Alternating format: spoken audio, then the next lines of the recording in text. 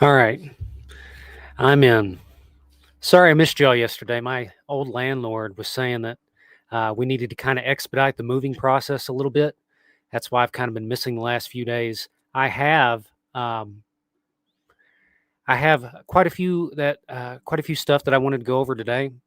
Um, Today, obviously, is Super Bowl Sunday. I think the Seahawks are just barely favored. Let me look. I think they're giving up 4.5 points. I'm not into all the sports betting stuff. You know, I think sports betting is bad for college football. I really don't care about the pros. I've always felt like, professional football is a little bit, scripted. You know what I mean? Well, that's the big conspiracy theory going around. But it's Sunday. I don't normally do live shows on Sundays, so we're just going to kind of hang out a little bit, and I'm going to tell you what's on my mind. Ryan Silverfield came out and did a few interviews this week. It had kind of been a little bit radio silent as far as like TV or social media interviews were concerned, but he did one with Wes Moore that was really good, and there was some sort of coaching convention in Hot Springs uh, over the week, and he also did some interviews there. So it's always really nice to hear from the head coach. I'd love to hear more from Ron Roberts and Tim Cramsey. I'm not sure what his media availability is going to be like going into the season, just because Sam Pittman, he didn't let media talk to the assistant coaches except twice a year, and that was for like spring and fall camp. Those were the only times that you would talk to the assistants. I think Silverfield allows more media access.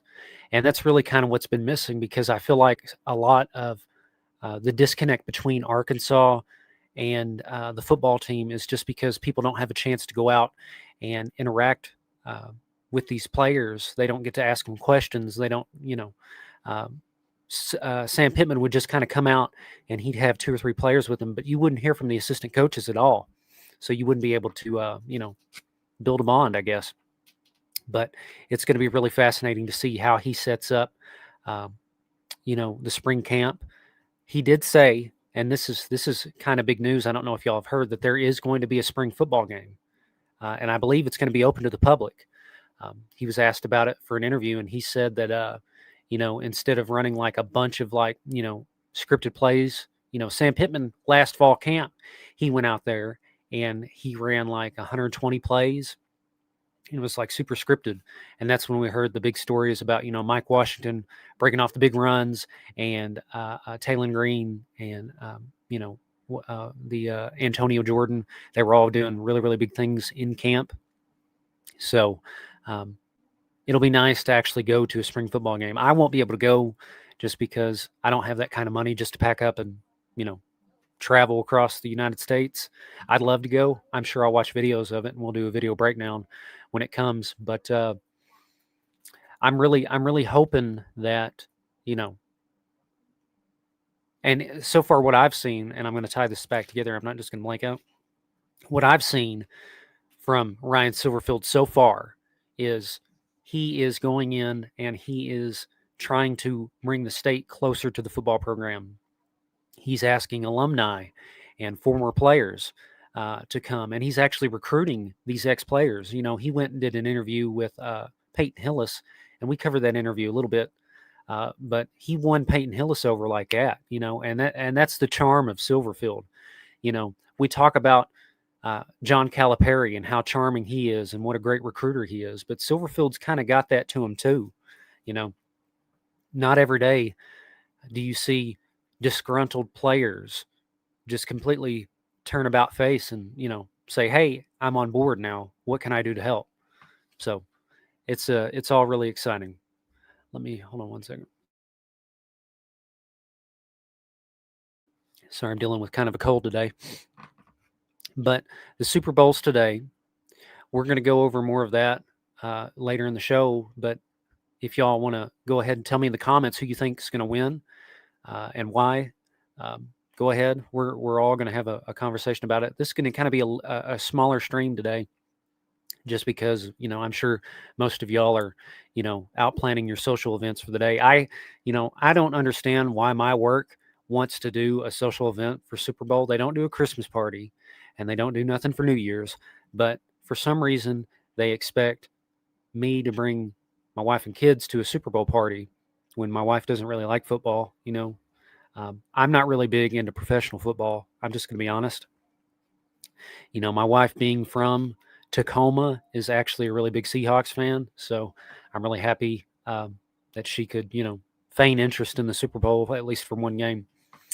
But Arkansas is out recruiting pretty heavily some kids out of the high school ranks right now. They've only got one commitment, so I'd like to see that some more commitments come in. It's a little bit concerning, just a little bit, that they haven't secured any more. But honestly, can you blame these high school kids? You know what I mean? Because you've got a previous coaching staff that came in and recruited you, and there was a 2028 quarterback out of Florida, had a really big arm, kind of a hidden gem that, Petrino has a knack for finding quarterbacks that are kind of under the radar, that just have the physical skills that he felt he could mold and shape into the quarterback that he wanted them to be. There was a kid out of Florida that decommitted a few weeks ago. So that just leaves the Sturdivant kid from, I believe, Sheridan. And what's his name? Kelly, the high school football coach who never punts or whatever. Had a bunch of YouTube series on that.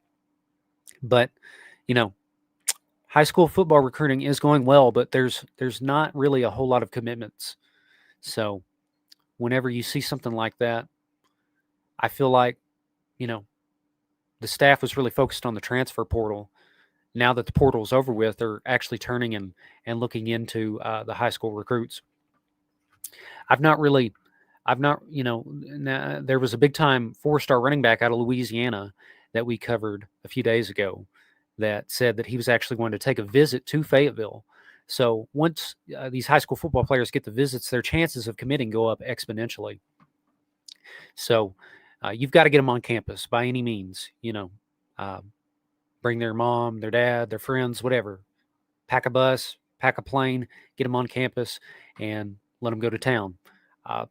There's just so much negativity around the Arkansas football program. It's really hard to go out and watch, like big time college football podcast cover Arkansas, because it's always in such a negative tone.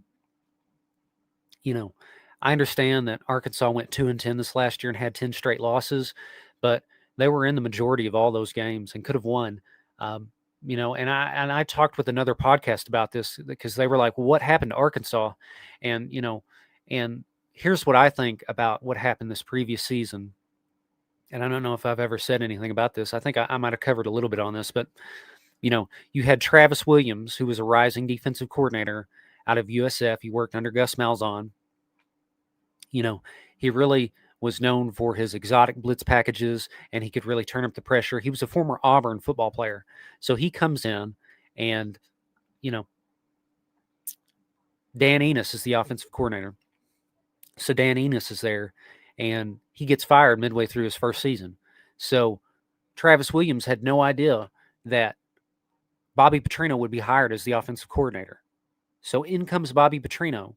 And a little known fact that a lot of people did not know about Travis Williams is he was on that Atlanta Falcons team that Bobby Petrino was a part of.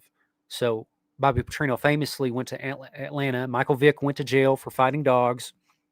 So they lost their generational talent at quarterback. And Bobby Petrino's just kind of stuck holding the bag. And now I'm not saying what Bobby Petrino did was right or wrong. But what I am saying is that they were going to fire Bobby Petrino anyway at the end of the year. So Bobby Petrino leaves and takes the Arkansas job. Well, Travis Williams was on that Falcons team. So there's already this divide. And we had kind of heard rumors during the offseason that Bobby Petrino and Travis Williams were not mixing. So this season, it really goes to show, because they really found a lot of hidden talent. There was no way people predicted Mike Washington. There's no way. When you've got a player like Mike Washington coming in and running for 1,000 yards and possibly going to be a second or third day draft pick coming out of New Mexico State, If they told you that they predicted that, they're lying.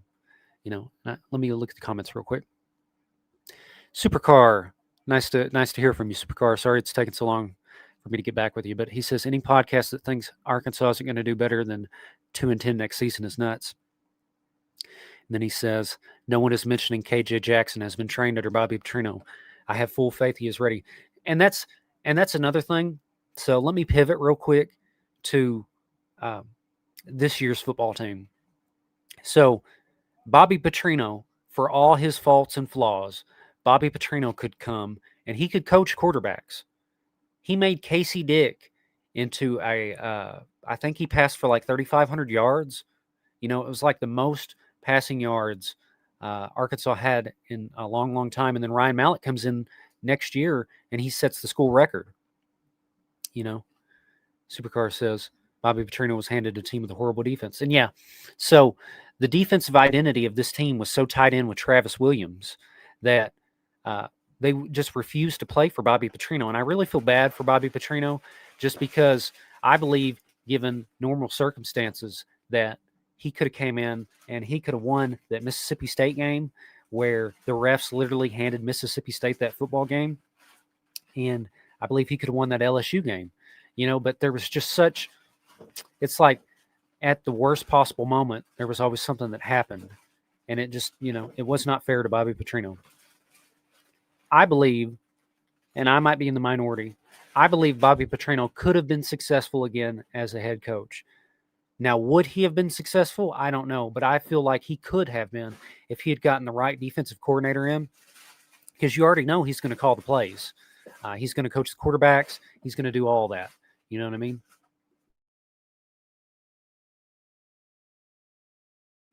But he's going to come in and he's going to have a quarterback that throws for almost 4,000 yards, 30 touchdowns. He's probably going to run in for another 10 touchdowns.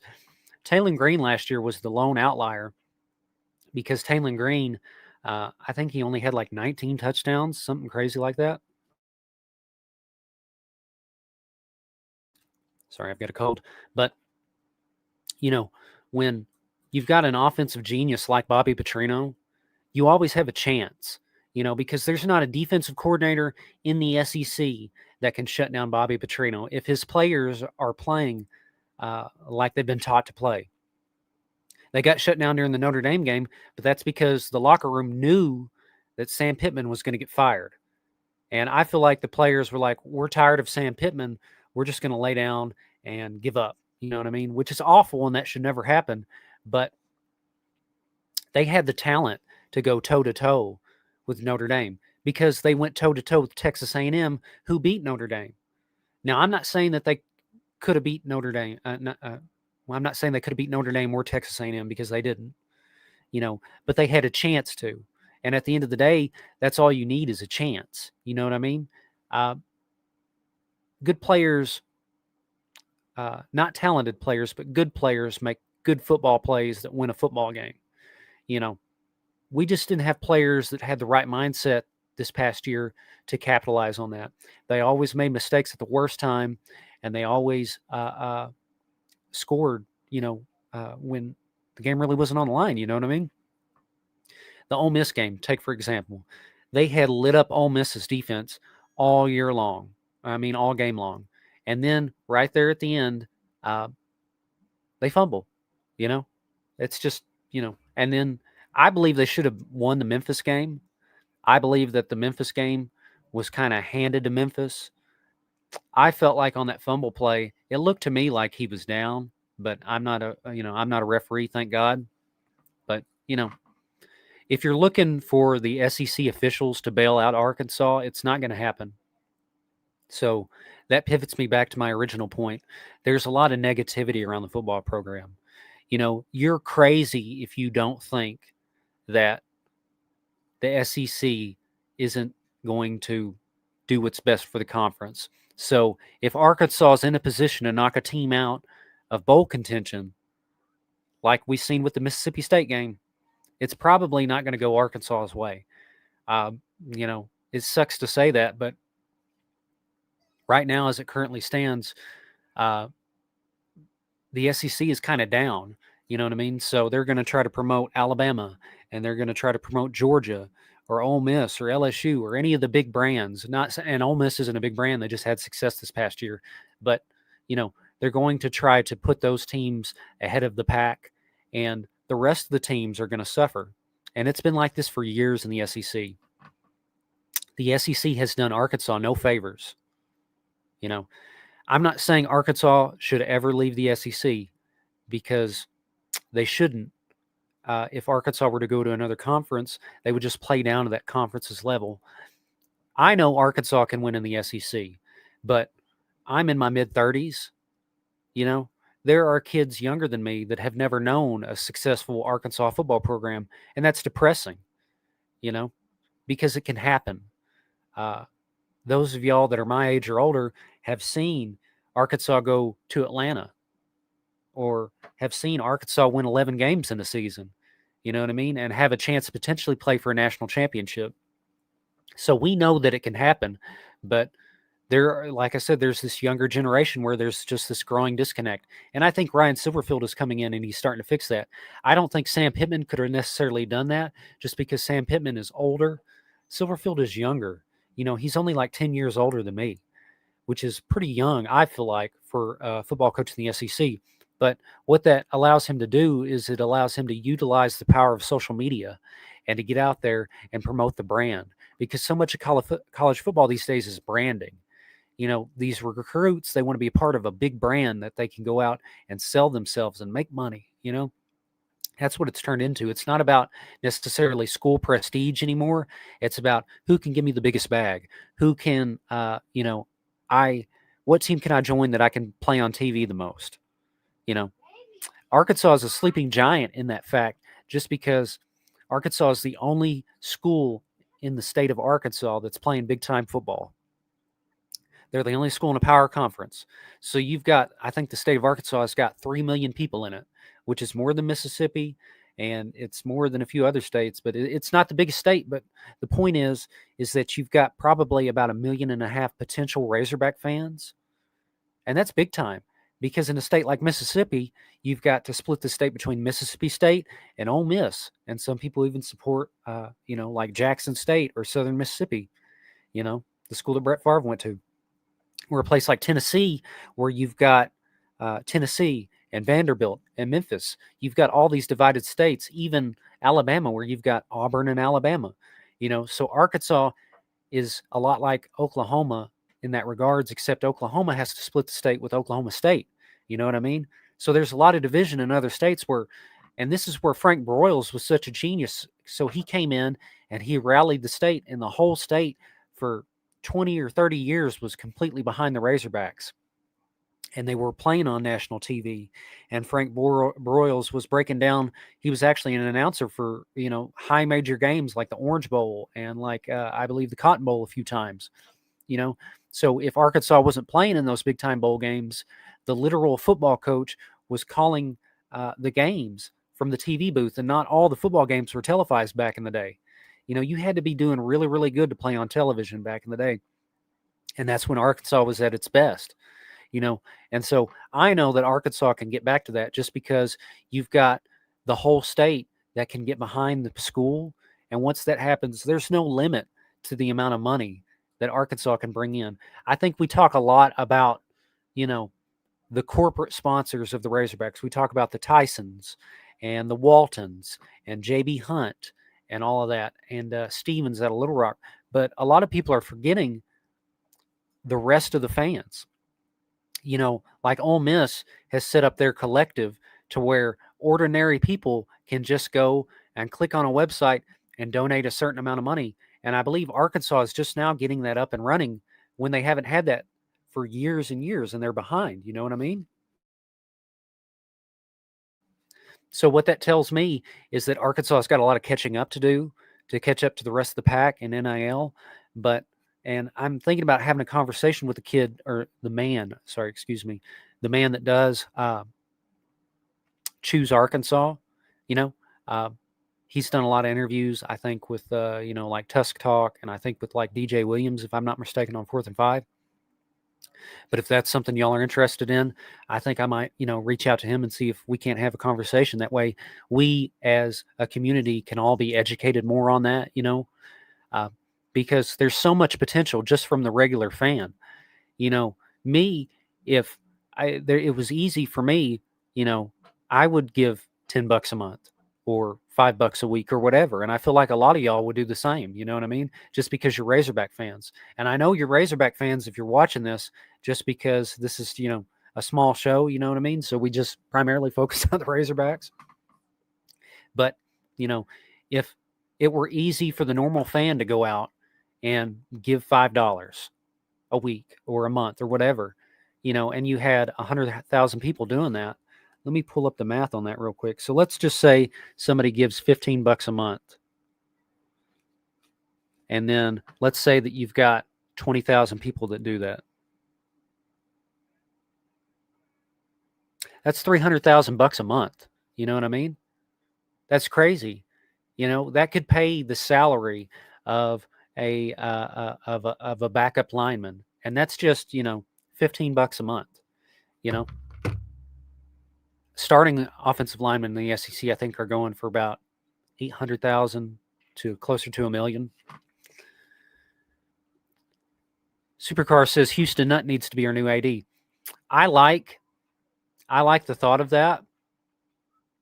There's no doubt Houston Nutt loves Arkansas, but I have, Houston Nutt was a great motivator, and, he did well at Arkansas, but there's a lot of people that may not like that idea, but I have heard his name out.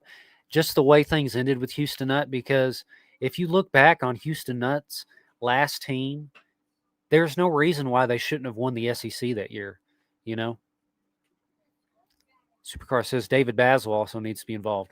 Yeah, David Basil, I know he was a former football player, but I don't know. Does anybody know his background, whether he's got any experience, like, being involved with a football program or an athletics program, just beyond, his work with the Touchdown Club and the radio? When I used to work at a sawmill in Benton, where I worked up in a cab of a debarker all day, and I had a radio that played 103.7 The Buzz all day. So I used to listen to them all day, every day, because I used to work 7 days out of the week. But yeah, I mean, I've heard David Basil. I can't think of anybody else that would be qualified. Some people have said John Calipari. What do y'all think about when John Calipari retires? He turns into the athletic director for Arkansas. I mean, that could be a possibility. Would y'all be cool with John Calipari as the AD?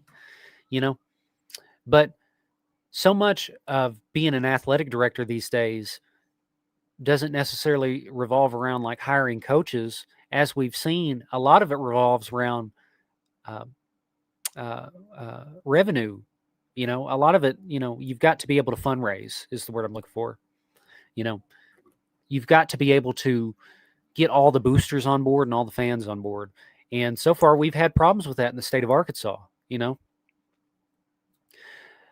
What makes Arkansas so valuable is the fact that, all of us in the state are automatically, from the day we're, old enough to watch football, we're automatically brought into being a Razorback fan. If, I actually, like I've said previously, my dad was a Razorback fan, and I watched Razorback football games and when I lived in the state a little bit, but I haven't lived in Arkansas for quite some time. So I've watched other football teams, but a part of me always had a place in my heart for the Razorbacks, if that makes sense. By the way, if y'all are just joining us, tell me who you think is going to win the Super Bowl and why in the comments. This is just kind of a shorter show.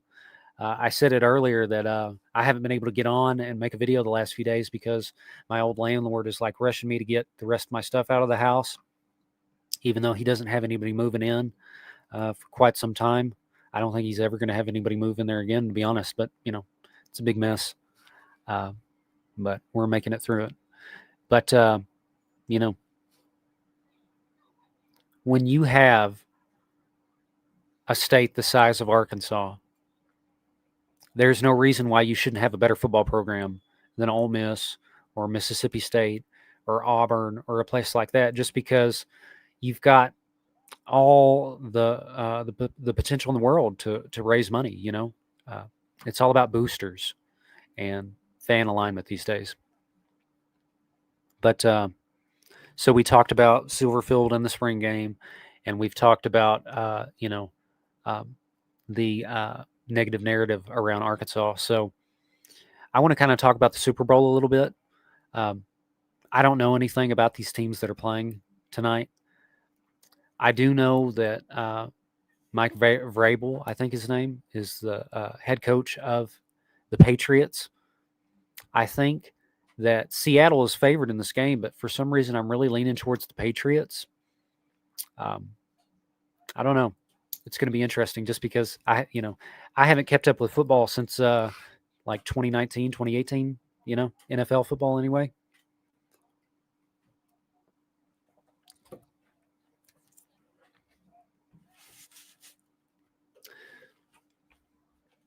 But anyway, guys, I'm going to let y'all, get, back to your, Super Bowl Sunday lives. This is kind of a shorter show. I just wanted to come out and, chat a little bit with y'all and let y'all know. I'm going to try to do another video tonight, getting more into the recruiting stuff. I just, it's really, really been hectic around here as far as my life is concerned. But if y'all got anything to say before I end the stream, go ahead and say it. I'll give y'all a second.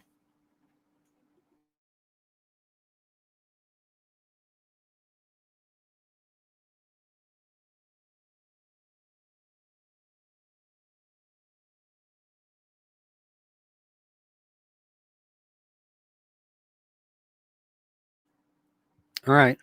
Well, I guess that's it. I appreciate each and every one of y'all for stopping and chatting with me, and I'll catch you in the next one. Thanks.